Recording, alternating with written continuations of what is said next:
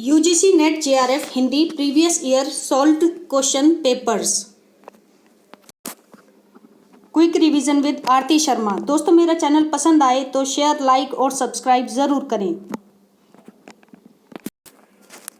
दोस्तों, हम आज आपके साथ डिस्कस करेंगे दिसंबर 2012 का पेपर 2 हिंदी।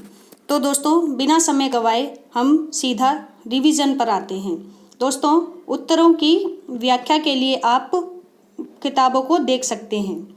यहाँ सिर्फ मैंने प्रश्न और उत्तर लिए हैं जिससे आपको अनुमान हो सके कि किस तरह के कवि और किस तरह की रचनाएं जो हैं एग्जाम्स में पूछी गई हैं या पूछी जा सकती हैं। तो आइए हम शुरू करते हैं। प्रश्न 1, सरहपा का संबंध निम्न में से किससे है? तो दोस्तों, सिद्ध साहित्य से सरहपा का संबंध है। प्रश्न 2, निम्न में से कौन अष्टछाप के कवि नहीं हैं? तो दोस्तों, सुंदरदास अष्टछाप के कवि नहीं हैं। प्रश्न 3, बिहारी किस धारा के कवि हैं? तो दोस्तों, रीति सिद्ध धारा के कवि हैं बिहारी। प्रश्न 4, प्रेमचंद किस प्रवृत्ति के उपन्यासकार हैं? तो दोस्तों, आदर्शोन्मुख यथार्थवादी प्रवृत्ति के उपन्यासकार हैं प्रेमचंद। प्रश्न 5, अमृतलाल नागर के जीवनी परक उपन्यास खंजन नयन में किसके जीवन का चित्रण किया गया है? तो दोस्तों, सूरदास के जीवन का चित्रण किया गया है। प्रश्न 6, अंग्रेजी स्वच्छंदतावादी काव्य का प्रभाव हिंदी की किस काव्य धारा पर दिखाई देता है? तो दोस्तों, छायावादी काव्य धारा पर अंग्रेजी स्वच्छंदतावादी काव्य का प्रभाव दिखाई देता है। प्रश्न 7, दुख ही जीवन की कथा रही, क्या कहूँ आज जो नहीं कही। उपर्युक्त पंक्ति किस कविता से उद्धृत है? तो दोस्तों, सरोज स्मृति निराला की कविता है, सरोज स्मृति से उद्धृत है। प्रश्न 8, रस आखेटक के रचनाकार हैं कुबेरनाथ राय। दोस्तों, फिर से सुनिए, रस आखेटक के रचनाकार हैं, उत्तर है कुबेरनाथ राय। प्रश्न 9, निम्न में से कौन सी हरिशंकर परसाई की रचना नहीं है? दोस्तों, यहाँ पर नहीं है पर आप ध्यान दीजिए। तो दोस्तों, जीप पर सवार इल्लियाँ हरिशंकर परसाई की रचना नहीं है। इसके अलावा विकलांग श्रद्धा का दौर, ठिठुरता हुआ गणतंत्र, प्रेमचंद्र के फटे जूते, यह हरिशंकर परसाई की रचनाएं हैं। प्रश्न 10, एक बूंद सहसा उछली किस विधा की रचना है? तो दोस्तों, यात्रा वृतांत, यह एक यात्रा वृतांत है। प्रश्न 11, आलोचक के मुख से किस आलोचक के व्याख्यानों का संकलन है? तो दोस्तों, नामवर सिंह का व्याख्यानों का संकलन है आलोचक के मुख से। प्रश्न 12, समय देवता किस कवि की कविता है? तो दोस्तों, नरेश मेहता की कविता है समय देवता। प्रश्न 13, ऑफ ग्रामेटोलॉजी के लेखक कौन हैं? मोस्ट इम्पॉर्टेंट दोस्तों, कई बार पूछी गई है एग्जाम्स में। तो इसके लेखक हैं जैक देरिदा की रचना है ऑफ ग्रामेटोलॉजी। प्रश्न 14, निम्नलिखित में से कौन मार्क्सवादी आलोचक नहीं है? दोस्तों, मार्क्सवादी आलोचक नहीं है, ध्यान दीजिए। तो रामस्वरूप चतुर्वेदी मार्क्सवादी आलोचक नहीं है। प्रश्न 15, मेरे राम का मुकुट भीग रहा है किसकी रचना है? तो दोस्तों, विद्यानिवास मिश्र की रचना है मेरे राम का मुकुट भीग रहा है। प्रश्न 16, निम्नलिखित में से कौन सी आलोचना कृति विजयदेव नारायण शाही की है? तो दोस्तों जायसी। जायसी आलोचना कृति विजयदेव नारायण शाही की है। प्रश्न 17 खड़ी बोली के विकास में फोर्ट विलियम कॉलेज का विशिष्ट योगदान है क्योंकि ऑप्शन है दोस्तों ए बी सी। तो ऑप्शन ए, अंग्रेजों ने खड़ी बोली के विकास को प्रमुखता दी। ऑप्शन बी, खड़ी बोली के प्रशिक्षण से विविध साहित्यिक विधाओं में सृजन हुआ। ऑप्शन सी, खड़ी बोली में साहित्यिक लेखन युग की आवश्यकता थी। तो दोस्तों इसका उत्तर है ए और सी सही हैं, बाकी बी गलत है। तो दोस्तों हम फिर से एक बार कथनों को देख लेते हैं। जिस पर लाल निशान है दोस्तों वह कथन सही है और जिस पर स्काई ब्लू निशान है वह कथन गलत है। तो दोस्तों ए और सी सही कथन है, बाकी बी कथन गलत है। प्रश्न 18, ब्रज भाषा में गीतात्मकता स्वाभाविक रूप से आ जाती है। ऑप्शन बी, यहाँ पर दो कथन है दोस्तों। कथन ए, ब्रज भाषा में गीतात्मकता स्वाभाविक रूप से आ जाती है। कथन बी, ब्रज भाषा में परुष वर्णों का अभाव है। तो दोस्तों अब बताना है कि इन दोनों में से कौन सा सही है, या फिर दोनों ही सही है या फिर दोनों ही गलत हैं। तो दोस्तों इसका उत्तर है बी, यानी बी का है कि ए जो है वो आंशिक रूप से सही है। ब्रज भाषा में गीतात्मकता स्वाभाविक रूप से आ जाती है, यह आंशिक रूप से सही है। इसके अलावा ऑप्शन बी, ब्रज भाषा में परुष वर्णों का अभाव है, यह पूर्णतः सही है। प्रश्न 19 दोस्तों फिर से यहाँ पर दो कथन हैं, ध्यान दीजिए। कथन ए, नई कविता में नए मनुष्य की प्रतिष्ठा हुई है। नई कविता में नए मनुष्य की प्रतिष्ठा हुई है। कथन बी, नई कविता में व्यक्त मनुष्य का द्वंद्व अंशतः आयातीत है। नई कविता में व्यक्त मनुष्य का द्वंद्व अंशतः आयातीत है। तो दोस्तों इसका उत्तर है ए और बी दोनों सही। तो ए और बी दोनों ही कथन सही हैं। प्रश्न 20, छायावाद की निम्नलिखित विशेषताएं हैं। तो दोस्तों यहाँ पर कुछ छायावाद की विशेषताएं दी गई हैं, उनमें से हमें बताना है कि कौन सी सही हैं और कौन सी सही नहीं है। तो पहली विशेषता कथन ऑप्शन ए, आत्मानुभूति की अभिव्यक्ति। ऑप्शन बी, साम्राज्यवाद के प्रति विद्रोह। ऑप्शन सी, सौंदर्य के प्रति अत्यधिक आकर्षण। ऑप्शन डी, छायावाद रहस्यवाद का पर्याय है। तो दोस्तों इसका उत्तर है ए बी सी, तीनों कथन सही हैं पूर्ण रूप से। बाकी इसके अलावा जो कथन डी है यानी ऑप्शन डी आंशिक रूप से सही है। प्रश्न 21, निम्नलिखित इतिहास ग्रंथों का काल क्रमानुसार सही क्रम क्या है। तो दोस्तों यहाँ पर हमारा उत्तर है ऑप्शन डी, मिश्र बंधु विनोद, हिंदी साहित्य का इतिहास, हिंदी साहित्य की भूमिका, हिंदी साहित्य का आलोचनात्मक इतिहास। फिर से मैं रिपीट कर रही हूँ दोस्तों, मिश्र बंधु विनोद, हिंदी साहित्य का इतिहास, हिंदी साहित्य की भूमिका, हिंदी साहित्य का आलोचनात्मक इतिहास, यह ग्रंथों का काल क्रमानुसार सही क्रम है। एक बार फिर से देख लीजिए दोस्तों ध्यान से स्क्रीन पर, जिससे आपको याद रहे। आप कवियों का क्रम भी अगर याद रखेंगे तो आपको काल क्रमानुसार रचनाओं को सही क्रम से लगाने में आसानी होगी।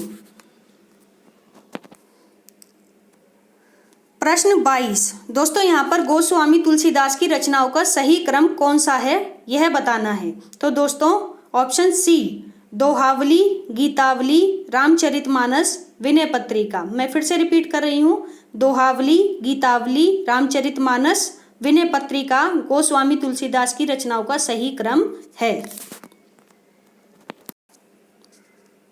प्रश्न 23, जन्म तिथि किसके आधार पर? जन्म तिथि की दृष्टि से द्विवेदी युगीन कवियों का सही क्रम कौन सा है? तो दोस्तों यहाँ पर जन्म तिथि के आधार पर पूछा जा रहा है और कौन से युग की बात हो रही है, द्विवेदी युगीन कवियों की बात हो रही है। तो इसका उत्तर है श्रीधर पाठक, अयोध्या सिंह उपाध्याय हरिऔध, मैथिली शरण गुप्त और उनके बाद आते हैं राम नरेश त्रिपाठी। तो ऑप्शन ए सही है। जन्म तिथि के आधार पर श्रीधर पाठक, अयोध्या सिंह उपाध्याय हरिऔध, मैथिली शरण गुप्त और उनके बाद राम नरेश त्रिपाठी द्विवेदी युगीन कवियों के अनुसार सही क्रम में हैं। बाकी प्रश्न काफ़ी लंबा है, तो दोस्तों आप एक बार डी ऑप्शन भी देख लीजिए। सारे ऑप्शन आपके सामने होने चाहिए जिससे कि आपको उत्तर की पुष्टि करने में आसानी हो सके। तो आइए दोस्तों हम चलते हैं अपने अगले प्रश्न पर। प्रश्न 24, आधुनिक हिंदी की निम्नलिखित कृतियों का प्रकाशन काल की दृष्टि से सही अनुक्रम क्या है। तो दोस्तों यहाँ पर हमारा ऑप्शन डी सही है। यशोधरा, उर्वशी, कनुप्रिया और आत्मजयी। यशोधरा, उर्वशी, कनुप्रिया, आत्मजयी आधुनिक हिंदी की निम्नलिखित कृतियां हैं जो प्रकाशन काल की दृष्टि से सही अनुक्रम में हैं। प्रश्न 25, निम्नलिखित पाश्चात्य समीक्षकों का जन्म की दृष्टि से सही अनुक्रम क्या है। तो दोस्तों ऑप्शन बी सही है। प्लेटो, अरस्तु, लॉन्जाइनस, कार्लरिज। प्लेटो, अरस्तु, लॉन्जाइनस, कार्लरिज यह पाश्चात्य समीक्षकों का जन्म की दृष्टि से सही अनुक्रम है। प्रश्न 26, प्रकाशन वर्ष की दृष्टि से निम्न पत्रिकाओं का सही क्रम क्या है। तो दोस्तों ऑप्शन ए सही आंसर है। कवि वचन सुधा, सरस्वती, चांद, हंस। सबसे पहले कवि वचन सुधा आई, फिर सरस्वती पत्रिका, उसके बाद चांद और अंत में हंस पत्रिका आई। तो दोस्तों याद रखिए, हमेशा पूछा जाता है क्वेश्चन। प्रश्न 27, निम्नलिखित उपन्यासों का प्रकाशन की दृष्टि से सही अनुक्रम कौन सा है। तो दोस्तों ऑप्शन डी एकदम सही आंसर है। सबसे पहले झूठा सच, उसके बाद आधा गांव, फिर तमस और अंत में सूखा बरगद। झूठा सच, आधा गांव, तमस, सूखा बरगद उपन्यासों का प्रकाशन की दृष्टि से सही अनुक्रम है। प्रश्न 28, निम्नलिखित कवियों का सही क्रम क्या है। तो दोस्तों ऑप्शन डी सही है। यहाँ पर कवियों के क्रम की बात की जा रही है। तो दोस्तों केशव दास, उनके बाद चिंतामणि, फिर बिहारी और अंत में पद्माकर। फिर से सुनिए, केशव दास, चिंतामणि, बिहारी, पद्माकर यह कवियों का सही क्रम है। प्रश्न 29, निम्नलिखित काव्यों का सही अनुक्रम कौन सा है। तो दोस्तों ऑप्शन सी सही है। सबसे पहले प्रिय प्रवास, उसके बाद झरना, फिर राम की शक्ति पूजा और अंत में लोकायत्न।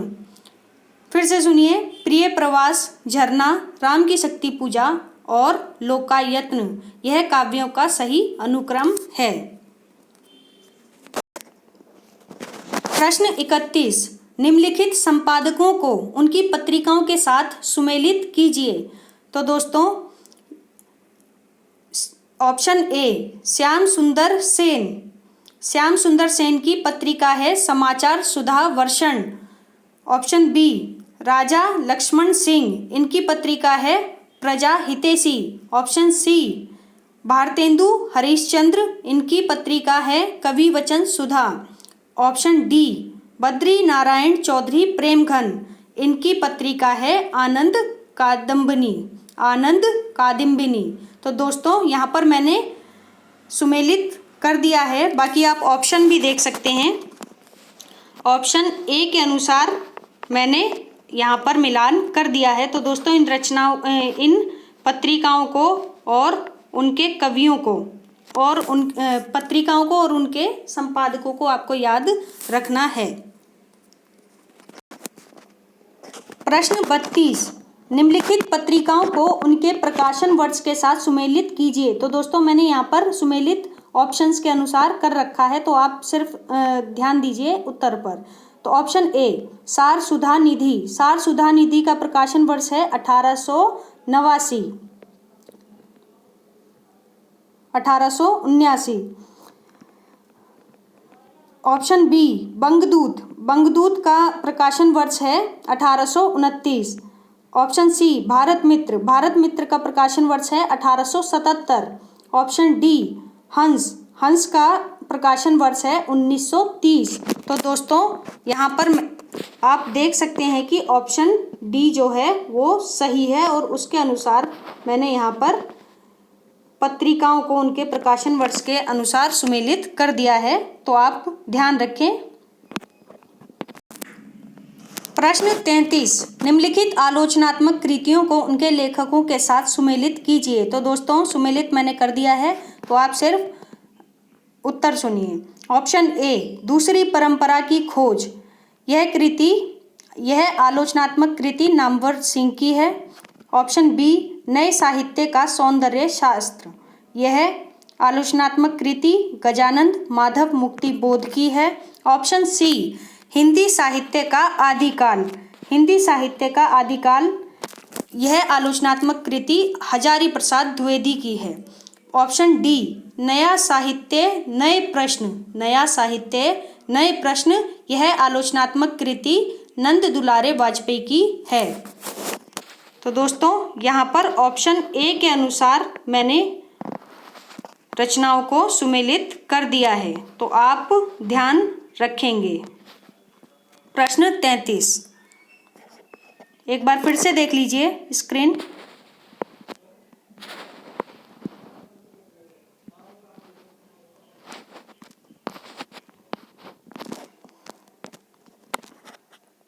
प्रश्न 34, निम्नलिखित कथनों को उनके लेखकों के साथ सुमेलित कीजिए। तो दोस्तों यहाँ पर मैंने सुमेलित कर रखा है, फिर से आप ऑप्शन देखिए और अपना उत्तर पहचानिए।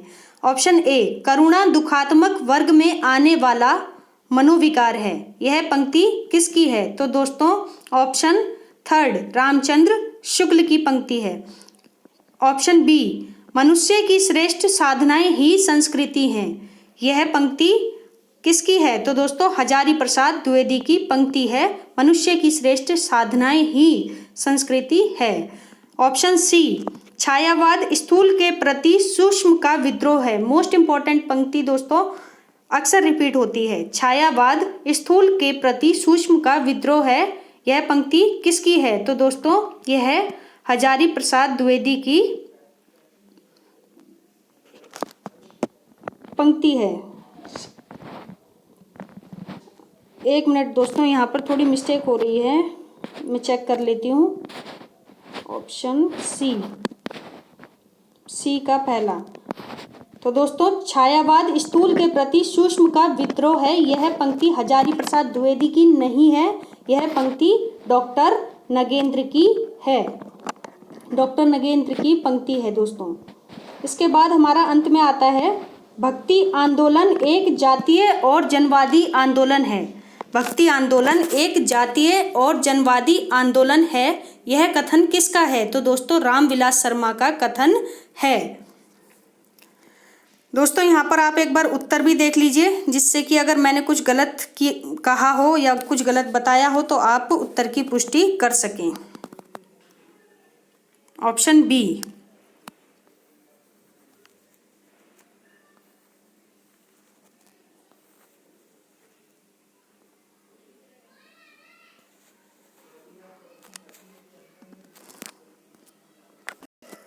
प्रश्न 35, निम्नलिखित कृतियों को उनकी विधा के साथ सुमेलित कीजिए। तो दोस्तों ध्यान दीजिए। ऑप्शन ए लहरों के राजहंस, लहरों के राजहंस एक नाटक है। ऑप्शन बी आधा गांव, आधा गांव एक उपन्यास है। ऑप्शन सी तुम चंदन हम पानी, यह एक रेखा चित्र है। ऑप्शन डी मुर्दैया, यह मुर्दैया एक नाटक है। दोस्तों यहाँ पर थोड़ा सा ऑप्शन फिर से गड़बड़ हो गया है, तो एक बार हम आंसर को देख लेंगे। ऑप्शन डी का हमारा है थर्ड, यह एक आत्मकथा है। मुर्दैया, मुर्दैया एक आत्मकथा है। दोस्तों यहाँ पर एरो थोड़ा गलत हो गया है, फर्स्ट पर मैंने कर दिया है, ये गलती है, तो आप यहाँ पर मुर्दैया का ऑप्शन थर्ड मानेंगे। फिर से रिपीट कर देती हूँ, लहरों के राजहंस एक नाटक है, आधा गांव एक उपन्यास है, तुम चंदन हम पानी रेखा चित्र है, मुर्दैया एक आत्मकथा है। प्रश्न 36, निम्नलिखित उपन्यासों को उनके पात्रों के साथ सुमेलित कीजिए। तो दोस्तों यहाँ पर कुछ उपन्यास हैं और उनके पात्र। तो ऑप्शन ए गबन, गबन का पात्र है जालपा। ऑप्शन बी नदी के द्वीप, तो इसका पात्र है भुवन। ऑप्शन सी मैला आंचल, डॉक्टर प्रशांत। ऑप्शन डी बाणभट्ट की आत्मकथा, बाणभट्ट की आत्मकथा, इसका पात्र है निपुणिका। तो दोस्तों आप एक बार स्क्रीन पर अच्छे से देख लीजिए और मैं आपको आंसर भी दिखा दे रही हूँ। अगर मेरी तरफ से कोई गलती हो भी रही है तो आप ऑप्शंस को मैच कर लेंगे उत्तर के साथ।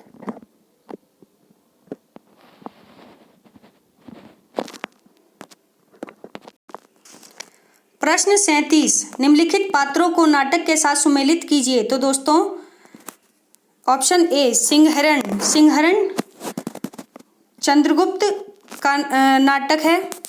निम्नलिखित पात्र सिंहरण चंद्रगुप्त नाटक के पात्र हैं। ऑप्शन बी युयुत्सु अंधा युग के पात्र हैं। ऑप्शन सी जुनेजा आधे अधूरे के पात्र हैं। ऑप्शन डी दक्ष एक कंठ विष पाई, एक कंठ विष पाई के पात्र हैं। तो दोस्तों आप स्क्रीन पर देख लीजिए, बाकी हमारा उत्तर आपके सामने है। तो ऑप्शन सी के अनुसार आप प्रश्नों को उनके उत्तर के साथ मैच कर लेंगे। प्रश्न 38, निम्नलिखित आचार्यों को उनके सिद्धांतों के साथ सुमेलित कीजिए। तो दोस्तों यहाँ पर हमें सिद्धांतों के साथ आचार्यों को मिलाना है। तो ऑप्शन ए भट्ट लोलट, जिनका सिद्धांत है आरोपवाद। ऑप्शन बी शंकुक, जिनका सिद्धांत है अनुमितिवाद। ऑप्शन सी अभिनव गुप्त, जिनका सिद्धांत है अभिव्यक्तिवाद। ऑप्शन डी भट्ट नायक, जिनका सिद्धांत है भुक्तिवाद। तो दोस्तों यहाँ पर आप एक बार आंसर भी देख लीजिए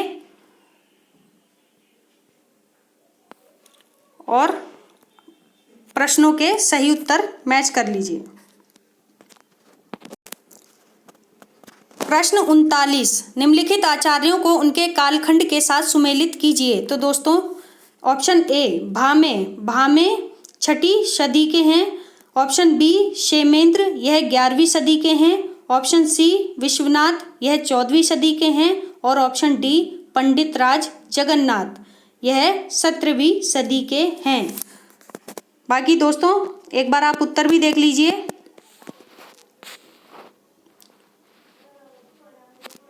ऑप्शन बी के अनुसार यहाँ पर आचार्यों को उनके कालखंड के साथ सुमेलित किया गया है। प्रश्न 40, दोस्तों यहाँ पर कुछ स्थापनाएं हैं और तर्क है, तो आपको स्थापना पढ़नी है, तर्क समझना है और अपने उत्तर की पुष्टि करनी है। ठीक है, तो स्थापना किसी व्यक्ति का लोभ उस व्यक्ति से केवल बाह्य संपर्क रखकर ही तुष्ट नहीं हो सकता, उसके हृदय का संपर्क भी चाहता है, यह स्थापना है। तो दोस्तों तर्क हमारा है लोभ प्रेम का मूल है, लोभ प्रेम का मूल है। तो दोस्तों इसका उत्तर है सी, ए सही है, यानी कि जो स्थापना है वो सही है और तर्क जो है वो गलत है। प्रश्न 43, स्थापना भाषा वैज्ञानिकों की दृष्टि में हिंदी और उर्दू अलग अलग भाषाएं हैं। भाषा वैज्ञानिकों की दृष्टि में हिंदी और उर्दू अलग अलग भाषाएं हैं। तर्क है हमारा उनका व्याकरण एक ही है। तो दोस्तों यहाँ पर उत्तर होगा ए गलत है, यानी कि जो स्थापना है वो गलत है और जो तर्क है वह सही है, यानी कि तर्क हमारा सही है, उनका व्याकरण एक ही है। प्रश्न 44, स्थापना मैथिली संविधान की 8वीं अनुसूची में शामिल भाषा है, यह स्थापना है। और दूसरा है हमारा तर्क, इसके शामिल होने से हिंदी भाषियों की संख्या में वृद्धि हुई है। तो दोस्तों यहाँ पर ऑप्शन डी का उत्तर है ए सही है, यानी जो हमारी स्थापना है वो सही है और तर्क हमारा गलत है। तो इस तर्क क्या है हमारा, इसके शामिल होने से हिंदी भाषियों की संख्या में वृद्धि हुई है, यह तर्क बिल्कुल गलत है। प्रश्न 45, स्थापना। हमारे मत में हिंदी और उर्दू दो बोली न्यारी न्यारी हैं। हमारे मत में हिंदी और उर्दू दो बोली न्यारी न्यारी हैं, यह कथन राजा शिव प्रसाद सितारे हिंद का है।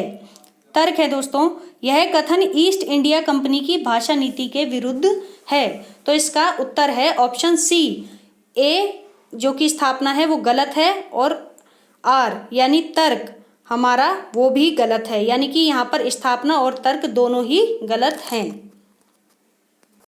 आगे दोस्तों हमारे निर्देश हैं कुछ प्रश्न पत्र में से ही, तो सुनिए। निम्नलिखित अवतरण को ध्यानपूर्वक पढ़ें और उससे संबंधित प्रश्न संख्या 46 से 50 तक के उत्तरों के दिए गए बहु विकल्पों में से सही विकल्प का चयन करें। तो दोस्तों आइए हम अवतरण को पढ़ने की कोशिश करते हैं। तो दोस्तों, यूरोपीय उपन्यास के विकास में पूंजीवादी अर्थतंत्र और मध्य वर्ग का योगदान बहुत महत्वपूर्ण माना जाता है, और अक्सर इस अवधारणा को हिंदी उपन्यास के इतिहास पर भी चस्पा कर दिया जाता है। पर हिंदी क्षेत्र की परिस्थितियों को देखते हुए हिंदी उपन्यास के संबंध में इस सामान्यीकरण को संगत नहीं माना जा सकता। 1890 की अवधि में हिंदी क्षेत्र में ना तो पूंजीवादी अर्थतंत्र का कोई वर्चस्व था, ना ही कोई मजबूत मध्य वर्ग पैदा हुआ था। इस समय भारत ब्रिटिश उपनिवेशवाद के चंगुल में तड़फड़ा रहा था और एक विदेशी पूंजीवादी उसका चौतरफा शोषण कर रहा था। इस विदेशी पूंजीवाद की भाषा अंग्रेजी थी। इस व्यवस्था के पोषक और सहायक के रूप में अंग्रेजी पढ़ा लिखा मध्यम वर्ग वजूद में आ रहा था, पर वह अधिकार अहिंदी भाषी, विशेष रूप से बांग्ला भाषी था। दरअसल हिंदी उपन्यास हिंदी भाषी जनता की राष्ट्रीय आकांक्षाओं की अभिव्यक्ति था। तो दोस्तों हमारा अवतरण यहीं समाप्त होता है। बाकी अब हम प्रश्नों पर आते हैं। प्रश्न 46, पूंजीवादी अर्थतंत्र और मध्य वर्ग ने साहित्य की किस विधा के विकास में महत्वपूर्ण योगदान दिया? तो ऑप्शन ए, यूरोपीय उपन्यास में महत्वपूर्ण योगदान दिया। प्रश्न 47, हिंदी उपन्यास के संबंध में किस सामान्यीकरण को संगत नहीं माना जा सकता? तो दोस्तों हिंदी उपन्यास पूंजीवाद की देन है, यह सामान्यीकरण को संगत नहीं माना जा सकता उपन्यास के संबंध में। प्रश्न 48, 1870 से 90 की अवधि में हिंदी क्षेत्र में किस अर्थतंत्र का वजूद नहीं था? तो दोस्तों पूंजीवादी अर्थतंत्र का वजूद नहीं था। प्रश्न 49, 1870 से 90 की अवधि में भारत किसके चंगुल में तड़फड़ा रहा था? तो दोस्तों इसका उत्तर है ब्रिटिश उपनिवेशवाद। प्रश्न 50, हिंदी उपन्यास किसकी राष्ट्रीय आकांक्षाओं की अभिव्यक्ति था? तो दोस्तों हिंदी भाषी जनता। तो इसका फिर से हम रिपीट कर देते हैं। हिंदी उपन्यास हिंदी भाषी जनता की राष्ट्रीय आकांक्षाओं की अभिव्यक्ति था। तो दोस्तों दिसंबर 2012 का प्रश्न पत्र उत्तर सहित हमारा यहीं समाप्त होता है। अगर आपको मेरा वीडियो पसंद आया हो तो दोस्तों लाइक करें, शेयर करें और सब्सक्राइब ज़रूर करें। धन्यवाद।